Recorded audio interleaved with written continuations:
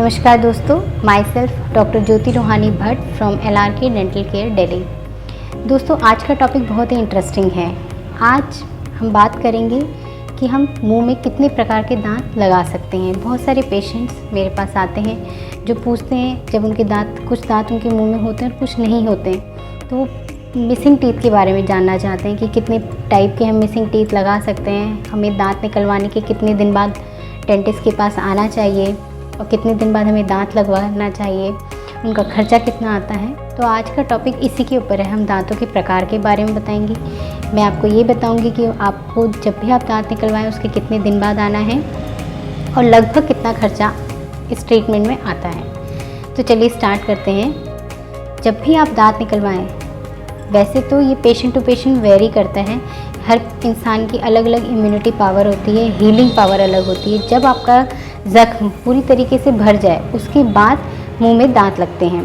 तो आप जब भी दांत निकलवाएं उसके 1 हफ्ते के बाद अपने नियरेस्ट जिस भी डेंटिस्ट से आपने दांत निकलवाएं या आपके दांत खुद से निकल गए हैं तो एक बार आप जाके डेंटिस्ट को दिखा कर आएँ। अगर आपका ज़ख्म पूरी तरह भर गया होगा तो आपको डेंटिस्ट बताएंगे कि हाँ, अब आप दांत लगवा सकते हैं। तो इसमें लगभग 1 हफ्ते में भी हीलिंग हो जाती है और किसी का 2 हफ्ते 2 से 3 हफ्ते भी लगता है। हम जो बात कर रहे हैं, हम सारे दांतों की बात नहीं कर रहे हैं। हम बात कर रहे हैं जो आपके मिसिंग टीथ हैं, यानी कि जो आपने दांत निकलवाए लेकिन आपके मुंह में नेचुरल जो आपके दांत हैं वो प्रेजेंट हैं। तो कुछ जो मिसिंग हो गए उनके बारे में हम बात करेंगे। तो चलिए सबसे पहले बात करते हैं पहले प्रकार की। सबसे पहला जो प्रकार है उसको हम बोलते हैं रिमूवेबल पार्शियल डेंचर। ये देखिए, नाम से ही आपको समझ आ रहा होगा। पार्शियल मतलब आधा, कुछ दांतों के बारे में बात हो रही है। रिमूवेबल मतलब हम जिनको निकाल सकते हैं, साफ़ करके वापस से लगा सकते हैं। अब ये लगते कैसे? ये एक सिंगल टूथ भी लग सकता है, मतलब एक दांत भी लग सकता है, या मल्टीपल टीथ भी लग सकते हैं। वो डिपेंड करता है, 2 चीज़ों पे डिपेंड करता है। जब भी हम डायरेक्ट मसूड़ों पे दांत नहीं लगते हैं, हमें उसके लिए एक प्लेट बनानी पड़ती है। एक प्लेट के ऊपर दांत लगता है, वो प्लेट आपके मुँह में लगाई जाती है। नाप लेने के बाद ये प्लेट तैयार होती है। ये जो प्लेट होती है ये 2 तरह से सपोर्ट लेती है। एक तो आपके जो टिश्यूज़ हैं उनसे सपोर्ट लेती है और जो आपके साथ के फर्म टीथ हैं उनका सपोर्ट लेती हैं। अब टिश्यूज़ मतलब यानी कि आपके जो मसूड़े हैं, अगर हम नीचे के दांतों की बात करें तो अंदर का मसूड़ा अंदर की तरफ से, बाहर की तरफ से, और जो आपके साथ के दांत होते हैं, अगर जितने पक्के दांत होगा उनका सपोर्ट लिया जाएगा। ऐसे ही जब हम ऊपर के दांत लगाते हैं तो ऊपर के दांतों में भी एक तो आपके तालू का सपोर्ट लिया जाता है, आगे के मसूड़े का सपोर्ट लिया जाता है और जो फर्म टीथ हैं उनका सपोर्ट लिया जाता है। अब इसमें क्या होता है, या तो हम डायरेक्ट टीथ का सपोर्ट लेके बना देते हैं, वो डिपेंड करता है, केस टू केस वेरी करता है, या हम जो आपके फर्म टीथ होते हैं, मतलब जो मजबूत दांत होते हैं साथ के, उन पे तार लगा के, जैसा आपको भी इस पिक्चर में भी नज़र आएगा, उसमें तार लगा के हम उसको मुंह में फिट करते हैं। सारे दांत के प्रकार में सबसे सस्ता ट्रीटमेंट होता है, लेकिन इसमें एक प्रॉब्लम होती है। बार बार प्लेट को आपको निकालना पड़ेगा, रोज़ आपको निकालना पड़ेगा, उसको पानी में रखना पड़ेगा और सुबह उसको साफ़ करके वापस से लगाना पड़ेगा। ये इसमें पेशेंट को थोड़ी सी डिफ़िकल्टी होती है, क्योंकि कई बार क्या होता है, धीरे धीरे करके ये लूज़ भी हो जाता है। वायर जो सपोर्ट हम ले रहे हैं वो लूज़ हो जाता है, या फिर जो दांत का हम सपोर्ट ले रहे हैं वो हिल जाते हैं, तो आपकी प्लेट हिल जाती है, तो लूज़ भी होने का डर रहता है। इसके बाद दूसरा जो ट्रीटमेंट आता है उसे हम बोलते हैं FPD। FPD मतलब फिक्स्ड पार्शियल डेंचर। नाम से ही समझ में आ रहा है कि ये फिक्स हैं, ये दांत मुंह से नहीं निकल सकते हैं। इसके लिए आपको जो सपोर्ट लेते हैं, हम दांतों का सपोर्ट लेते हैं। जैसे 2 दांत के बीच में, ये भी हम मल्टीपल भी लगा सकते हैं, सिंगल भी लगा सकते हैं। जैसे कि आपके 2 दांत है, अभी पिक्चर में भी आपको दिखाई देगा, 2 दांत हैं और उनके बीच का दांत जैसे आपका मिस है तो उसको हम ब्रिज बोलते हैं। उस तरीके के दांतों को हम फिक्स पार्शियल डेंचर में लगाते हैं कि 2 दांत के सपोर्ट से बीच का दांत लगा दिया। अब इसमें क्या होता है, हम जो सपोर्ट लेते हैं जिन दांतों का, उनकी थोड़ी सी कटिंग की जाती है, मतलब उनको थोड़ा सा शॉर्ट करते हैं। अगर हम डायरेक्ट आपके दांतों पे कैप लगाएंगे तो आप मुंह बंद नहीं कर पाएंगे, आपको मुंह बंद करने में डिफ़िकल्टी होगी, क्योंकि दांत के ऊपर कोई चीज़ रखी हुई है तो आपका मुंह बंद नहीं हो पाएगा, बार बार टकराएगा। तो हम जो आपके नेचुरल टीथ होते हैं उनको थोड़ा सा शॉर्ट करके उसके ऊपर हम कैप को फिक्स करते हैं। अब इसमें दो केस होते हैं। एक तो जो आपके नेचुरल टीथ हैं, अगर वो बिल्कुल ठीक ठाक कंडीशन में है तो हम उनको थोड़ा सा इतना रिड्यूस नहीं कि उन दांतों को कुछ अफेक्ट हो, ऐसा कुछ नहीं होता, वो दांत भी बिल्कुल ठीक रहते हैं। लेकिन हमको उनको थोड़ा सा शॉर्ट करके उसके ऊपर कैप पहनानी होती है।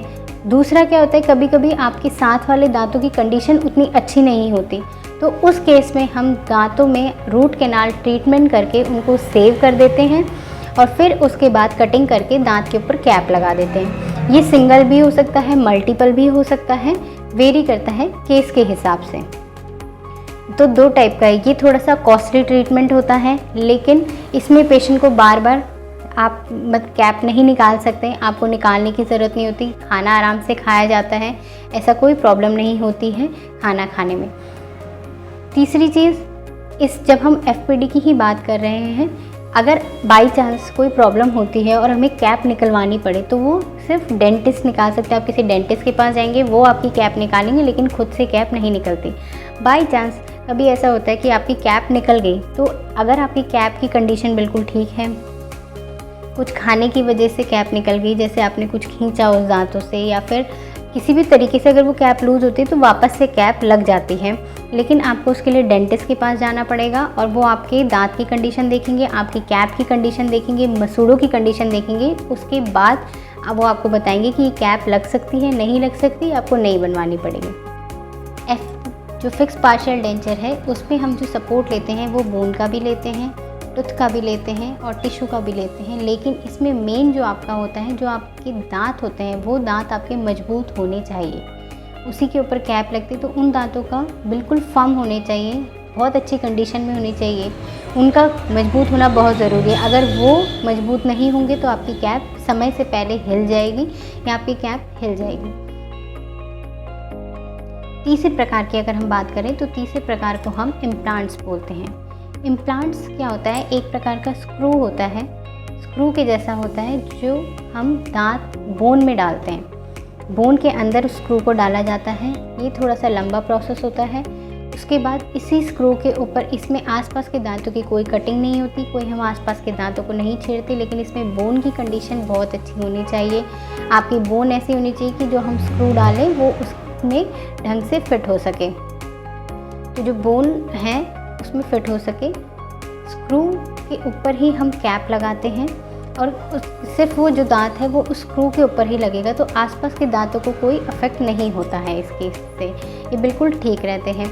लेकिन इम्प्लांट्स जो होता है वो बहुत, एक तो लंबा ट्रीटमेंट है, लेकिन बहुत कॉस्टली ट्रीटमेंट है, हर कोई अफोर्ड नहीं कर पाता है।